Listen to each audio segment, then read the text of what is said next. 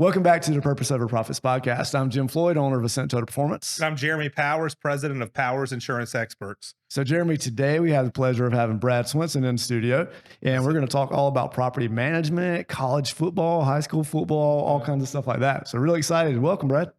Thank you. Happy to be here. That's it, man. I want to tell you, have a little Uncle Rico moment here, man. If the coach would have just put me in the first quarter of the game that I was never on, I could have absolutely been the star quarterback, So if you see me in a van down by the river just practicing, just know that I'm the guy you should pay that NIL money to. Right. I've heard that a lot. So tell me, like, you're here with us right now. Obviously, you should be on the recruiting trail, but you're not. So tell us a little bit about what got you into head coach of a college football team? Well, I started, as it goes all the way back to me being a high school athlete. So I did that. I did all three sports. I did football, baseball, and wrestling. So I had some great teachers and some great coaches. And so all I wanted to do is give back. And so that's why I got into education. That's why I got coaching. And then at some point, high school coaching wasn't as difficult and wasn't as challenging as what I wanted. So I wanted to go to the next level. So that's how I got to the college level. Yeah. That's awesome, man. So you're coaching college football, and obviously that came to a halt. I think something we both can respect because you've chosen family. You've chosen to take on maybe not your dream. We were joking before the podcast that, I was trying to say this was your dream because trying to help, create that because honestly it is. You're being able to do what was more important to you, and that's spend time with your family. Right. So ultimately I chose family over football. And I also chose a little bit of my dream, which was always to own my own business, but you can't do that as a teacher and a coach. You just can't do that. So yeah, at some point, it was like, oh, that would be kind of cool to own my own business. Yeah. Yeah. So that's awesome. Yeah. Yes. I think really making that transition. So it's been multiple years now of moving into what you do now. So I don't think we've talked about that yet. So why don't you kind of tell us kind of what you shifted into after that, when that post college football experience? Yeah. So moving into property management, once I had decided that, okay, my daughter was born and we went through, really 2 years of football. And I was just like, the amount of hours that I'm spending in football, which is especially during the season, about 100 to 110, then you're the teaching on top of that. You're just like, okay, I've spent thousands of hours, really taking care of and growing up and teaching other people's kids. Yeah. And so I was like, you know what? My daughter's going to need me. So that was the transition of like, where am I going to go to give her more time? And like I said, I always wanted to own my business. Real estate I always thought was pretty cool. And so I started researching franchises. And so when I did all this, started researching, and it took me like about 5-6 months before I made a decision on property management. And then I chose PMI because they have a playbook. Yeah. And I'm good at a playbook. You tell me how to do it, run it, I'm going to go right down and I'm going to do that. So that's how I came to the point of going into property management, have my own business. I'm dealing in real estate. And so that was interesting to me. Plus I thought, okay, here's the playbook. I can do this. Yeah. I think one thing interesting to me, as we talked about before this, that really blew my mind was you said that in coaching, you're looking at, it's not odd to look at 8 to 10 hours a day of game film. And so I think of myself, like from the background, like, man, coaches have such an easy job. They're the figures. They get to just go out, look good. I mean, obviously not when you're losing. I'm a Gamecock fan, so I'm used to coaches not getting to look too good, but at the end of the day, you think that this is just like some glamour, this, that, and the other, but what you don't see is, it's like that iceberg example of like, you only see the tip of the iceberg. Yeah. Like there's so much, you're talking that much time in film. Well, what about when it comes to recruiting, when it comes to taking care of all the different pieces of the staff and the players and the egos and the personalities and, so it really just in a moment was like, wow, man, like so often we can look at something and we have no clue what's really going on. And it was a moment for me. Yeah. I think there's a big correlation between being a coach and being a business owner. And we can, and I love what you talked about having that playbook of going through, and so this is what you need to do to run this company and all that kind of stuff. And I think about a lot of us going through that entrepreneurial journey. So some of us have that, and you sought that out. Others are like, I know I want to do this. I don't know what I'm doing. I'm just doing it, and I got no guidance on these things too. Yeah. And I think that's a really important thing to point out, because there's multiple ways to do it. Yeah. And I think, especially with your background, seeking out that where you've got this regimented, this is how you do it. And that's gonna be different for every person. And there's no one way to do that, and there's no right or wrong. Right. But I think it's a big testament to just having that organization and really going through those I things. had a great playbook. I wrote it down. I spilled something on it, and I just never. I just was like, I guess I could wing it, And so here we are. Yeah. So like going to your point, it really is, because especially in football and all sports, but especially football, when you're trying to get, especially on an offense, where you're trying to get 11 guys all working and doing the same thing, and you got 11 guys trying to make sure that doesn't happen. Details become extremely important. And in coaching, we always talk about the process, right? The process to get to where you want to be, those goals, right? So the same thing, it transitions into an entrepreneurship and a business owner, where the details are extremely important. The process is really important, your procedures and how all those things go, what your day looks like, your daily life in the coaching world, from the time when you wake up at 6 o'clock in the morning till you're like out of the building, like 10:30 at night, midnight, right? That whole process is important to just getting on that field on Saturday. So it's the same thing, like running your business, getting to that point, like those are so important. Yeah. I really love that concept of coaching too. And so when we apply that to a business world, especially when we start to bring on more staff and different things like that, the temptation is to, okay, we've got this training program and all that kind of stuff. Training is for our pets. We're training our dog to go outside to use the bathroom, that kind of thing. So, but if we approach it from a coaching perspective, so we think about, so on the athletic field, we're coaching these guys or these athletes to try to become the best that they can be and really meet that fulfillment of their huge potential. We want to do that same thing for our staff too. And so if we can have that little bit of a mindset shift of, we want to move to coaching our staff to be the best that they can be versus just training someone, I think that's a really interesting distinction between those two. One thing, another big thing too that comes into it is, like, I'm sure in the coaching realm, or for a team, the whole thing that happens in business, which I don't know if you have any employees at this point in time, so it might be a solo venture, kind of smaller than contractors that you work with, but at least in both of our worlds, when you're thinking about this coach, we talk about this all the time. Are you going to be a friend coach? Are you going to be a disciplinary coach, like a dictator type coach, or like, are you going to be something in between? Pick your poison, because all of them have that poison feature to it. You were talking a little bit earlier. I thought it would have been the players that maybe were some of the biggest problems when it comes to the coaching, but you showed me another poison, and that was, sometimes it's the people that raise those kids that have helped them to become entitled and things such as that. So I'll let you kind of elaborate on that, but just, did you run into those problems is really what I'm asking, of like, well, you're being too friendly or you're being too disciplined. Like what did you do to kind of overcome that? Yeah, I mean, that's a great point. And I've heard you guys talk about this before. And, really each individual student athlete is different. So you really have to, in order to get the best out of that young man, to be, whether it's on the football field or, outside the lines, you really have to pay attention to who they are to get the most out of them. And how are you going to, like, some kids, you can't get on them. They'll just fold, you know? And other kids, like, if you're just kind of like friendly with them, they're not going to be their potential, right? And the same with, your coworkers, your coaches, right? The parents. Parents, you have to handle the parents different too. So it goes to, and right now I have a remote team member right now. So, so she is very helpful. And a lot of times I'm like, she doesn't understand a lot of the things that go on here in America with like the short term, because she's from the Philippines and she works really hard.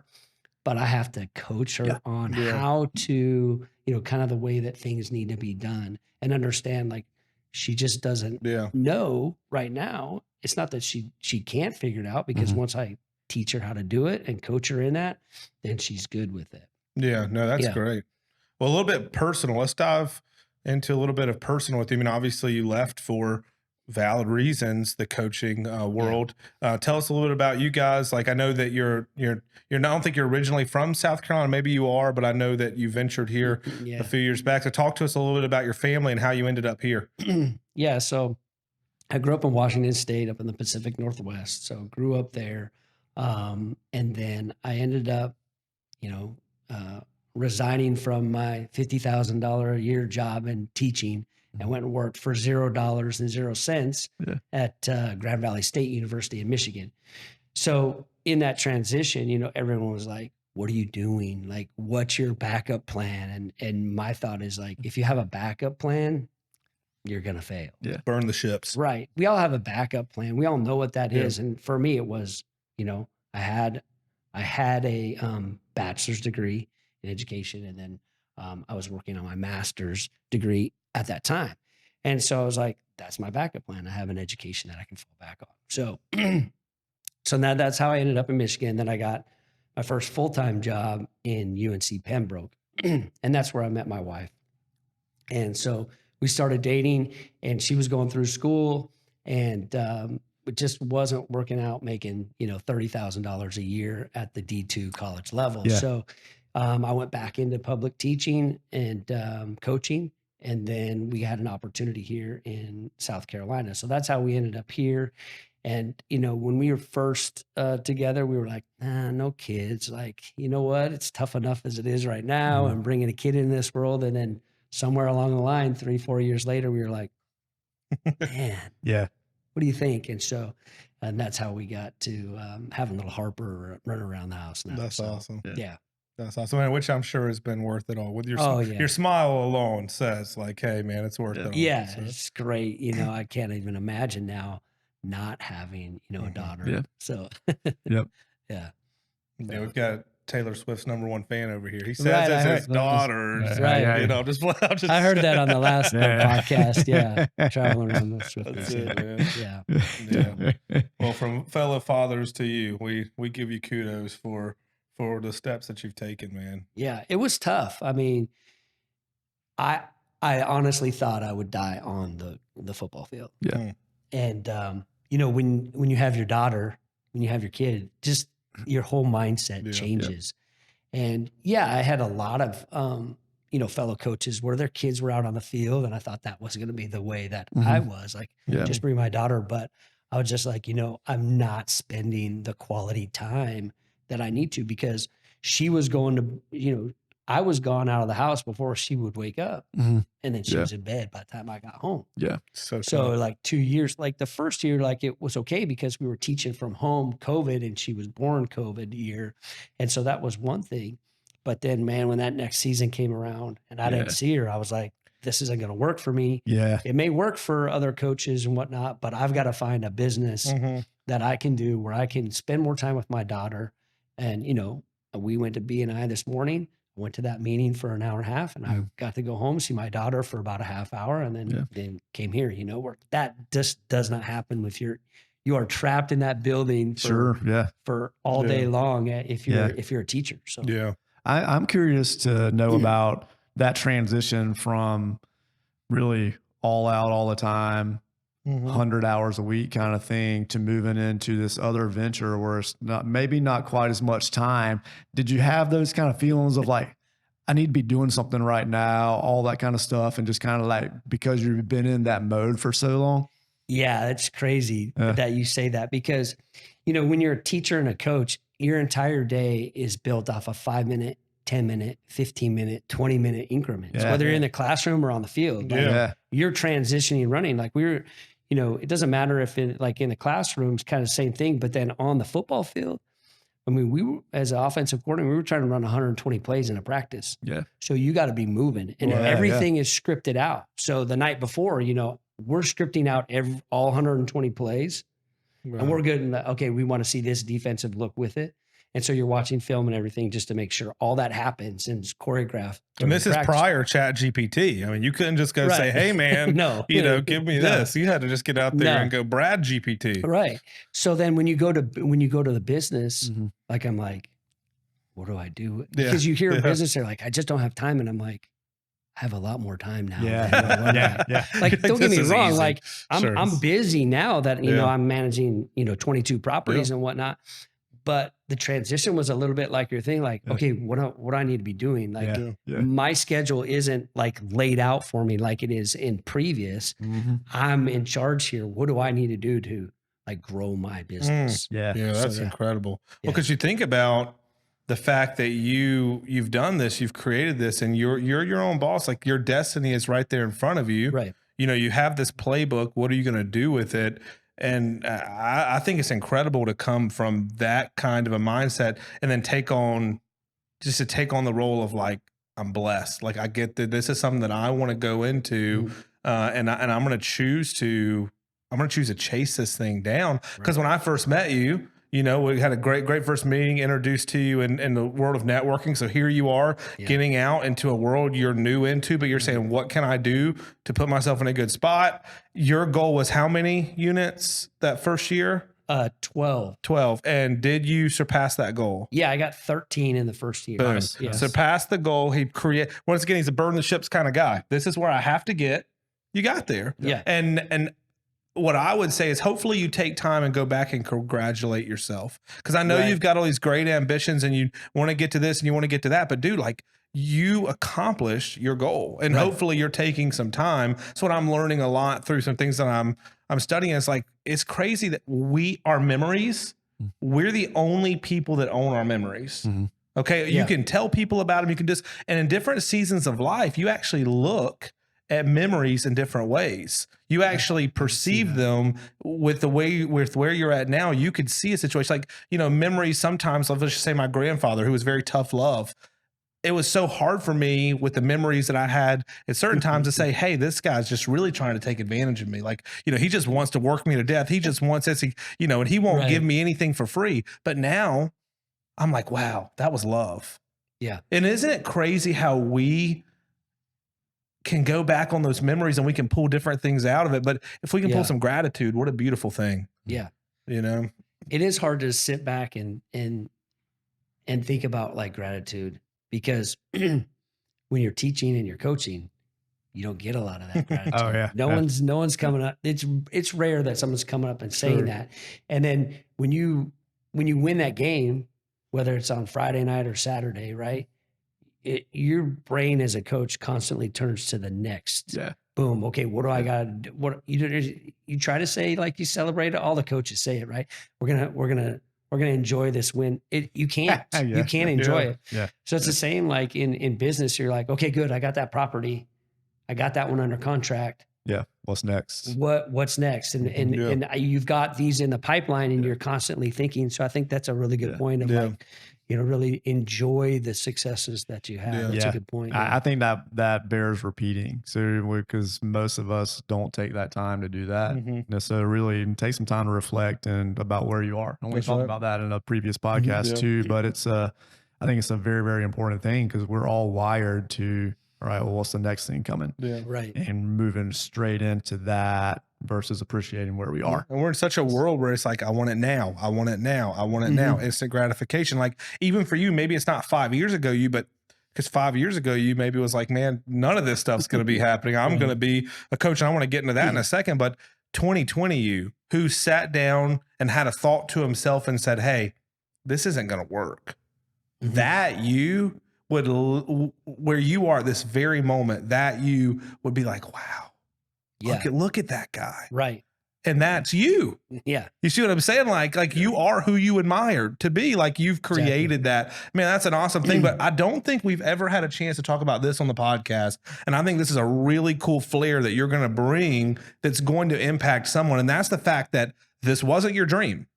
Okay. Your dream was to become a head coach of a D1, is it, or a D2? What is it called? Was considered? Yeah, I would say a head coach of a D2 program, Okay. or an assistant coach at the And a then Power maybe Five. head to the NFL, rival Bill Belichick, you know. But I'm just saying, Right. you had these dreams Oh, and yeah. aspirations. Right. You completely severed that tree. Right. You planted a new seed. That's what I want to talk about. Because it was your dream doesn't mean it always has to be your dream. Yeah. You know what I mean? I don't feel like we've ever had a chance. We've talked about like, this is your dream, quit your job and pursue your dream. You know, this is that, but yours literally morphed and it changed, and that's okay. Yeah. But I want you just to explain to the audience a little bit more about what it was like to sever a tree on a dream that you had to create a new dream that is potentially better, I would say, Yeah. because your life changed. Man, it was heavy because my identity was coach. Yeah. Like no one, everyone called me coach or Swensen, right? Yeah. Like that was my identity was football coach. Mhm. You know, I mean, I also coached baseball and wrestling Yeah. early on, but it became football once I went to the college level. Mhm. And so that was my identity. And I was like, well, who am I going to be? Yeah. Yeah. And like, no, this is who I am. Like, I need to be here for these kids. Like, who else is going to be there for them? Mhm. All of these things. It was a very tumultuous like year of really digesting and trying to figure out like, well, who am I going to be? Am I going to be a business owner? Like, yeah, but what about that intrinsic reward Yeah. of like Yeah. really seeing a student or a student athlete transform and go through these changes because of you? Yeah. And that's where I really got caught up. And I was like, but you know, I don't know anything about business. I don't know anything about entrepreneurship. Mhm. I know about coaching and I know about teaching in the classroom. I'm good at that. Yeah. I'm good at that. But how am I going to get there? And I was like, you know what? I really sat back, and when I kind of started thinking about like franchises to go to and whatnot, and I thought about property management, I'm like, I manage people all the time. Yep. I manage people all the time. This is what I do. Like my soft skills are good when it comes to managing people. Mhm. And so it's a good fit for me. And, you know, you start thinking, it was never a thought of like, oh, I'm going to fail. It was just like, okay, how successful can I be? Yeah. Once I put my mind to it, how successful can I be at this? Yeah. I love that you found something that correlated with the skills that are already there. And with the discipline, the coaching aspect of managing all these, I can't imagine a tougher job of managing a bunch of teenage boys, especially, and those kind of things. My cousin once said to me, he's like, so let me get this straight. You're dependent on a paycheck of 18 to 22-year-old boys. Yeah. Yeah. He's like, I don't know about that. But you look at it that way. But being able to have those, so you already had that skill set, and being able to move that into the next thing too. I think it's just really cool. Right. Huge. So what would today, Brad, say to someone? Let's just say there's someone listening to this and they're having the same struggles. They're at this point where they're trying to keep on to something that they know that is their passion at this moment, but it's not like what they're trying to change to. The pivot is not a bad thing. It's just this new season. It's what's been created. It's that life changes. Today, you looking back, what would you say to that person if you had a chance just to express a few pieces of advice to them? Well, first off, I think that none of us like things that are out of our control, right? We like to kind of control things as humans. So it's our nature to want to control it. And when you get out of that comfort zone, you don't have the control. So I think like the first thing that I would do if you're thinking about going to entrepreneurship in your business was do research. Do a lot of research and spend the time to educate yourself. Don't just say like, okay, I want to be a business and then just jump into it. Do that research. Whether that's 6 months or a year or 3 years, whatever that is, everyone's different. Do that research. Then two, I would say jump into the numbers. Yeah. Really take a look at the spreadsheet. Like how long am I going to be in the red? When am I going to start breaking even? And when am I going to start producing some type of income? Yeah. Right. And be conservative on it, because I thought I was going to break even about 6 months, but I didn't start breaking even until 11 months. Right. And then I would say like the last thing is, if you're not a person that like wakes up like with a fire and are motivated, and this kind of comes from the aspect of coaching, you see that in certain kids, Yep. right? In certain players. Like if you don't have that, it's going to be tough for you to be an owner. Like you have to have the fire to wake up every day and go want to network with people and do all the hard stuff, networking and talking and lunches and all that to get one property in my case, right? Or in your case, like one client. And if you're not willing to like put forth that time and really do that, then you're probably, which is okay, a 9-to-5 guy, and I want to work for somebody. And I know plenty of people are like that. They're great people. They just don't have that fire to be like entrepreneur in business. So if you don't have that fire to just like wake up every morning, and if you've ever quit something, don't like, you got to be someone that's going to be persistent and go after it. Yeah. I love that tenacity. I think that's the, that you gotta have it. Yeah. You gotta have it. Well, really what it reminds me of as you were talking is, and I just wonder what you've maybe said to a player in this situation. Hey, I know you're the star quarterback at your high school, but you're going to need to play wide receiver here.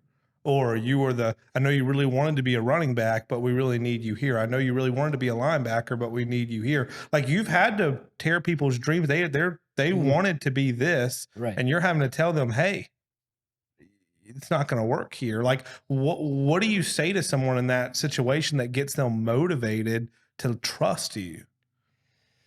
Well, I think the motivation is there in that instance with that athlete. You have to have that conversation with someone that is willing to buy in for the bigger picture. Right. Now in your own business, it's a little bit different as you're starting it, whatnot, but to get that motivation, we all have different motivation. My motivation was my daughter. I didn't want her to, I wanted to have a good relationship with her. And I didn't think I personally could do that, coaching and teaching. But the motivation for me was I didn't want my daughter to see her dad working 60, 80 hours a week, living paycheck to paycheck. And then go, okay, that's what we do. I wanted to say, okay, look, what can I teach her? What other skills can I teach her of like learning like passive income and whatnot, to where, other people can work for me and I can still have a good living and a good life. But I'm not, busting my butt for 60, 80 hours a week and barely seeing my family. And then a big medical, tragedy comes along and now you're in the hole again. And it's not that you're teaching your daughter, so she's watching you. Right. I think that's something we've got to understand as parents. Like, it's not, we're like, well, I'm not teaching them. I'm not telling them what to do. It's like, they're watching you. And you're there. They might not admit it, as my preteen daughter would say, like, "Get away from me, Dad." But she still is like, "Hey, Dad, okay, you can come over here and give me a hug." You know what I mean? Like, just don't let anybody see it. But it's like they're watching, and I think that's something that you just shared that's huge. Yeah. So I think, well, gosh, we covered a lot so far. So we want to give you the opportunity to kind of shout yourself out. So your company, how to get in contact with you. And then I think we want to end with, we always like to ask each guest, what was a podcast or book or some kind of resource that was really inspiring for you? Okay. Well, Brad Swensen, and you can reach me at PMI Soda City. That's my website there, and I'm on Facebook. And so get shout outs there. And really, we're just kind of we're a full service property management company.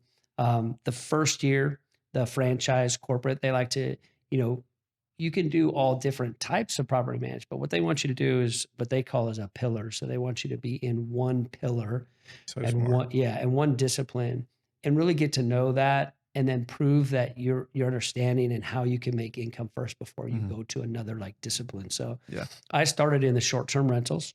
Most people think of it Airbnb and VRBO. So that's kind of my forte right now, because that's what I started with. And I manage 18 of those properties right now. And then in December, I went back to PMI for a workshop, and they train us on the residential side, your typical, 12-month lease and those. So I have 4 of those properties now.